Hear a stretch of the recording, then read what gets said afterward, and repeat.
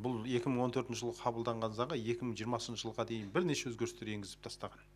Жалпы бұл легионерлерге бюджеттен қаржы төленбеу туралы мәселені біз 2014 жылы көтерген болатынбыз.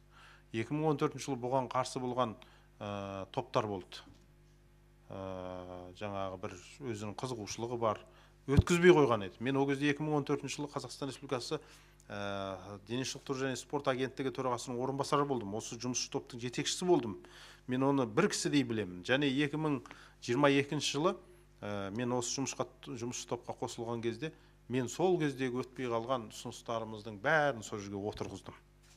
Соның нәтижесінде біз біріншіден бұдан кейін мемлекеттік бюджеттен және квази мемлекеттік бюджеттен легионерлерге ақша төлемейміз. Осындай клубтардың бөлінетін ақшаны шектейміз. Бұл бір кездері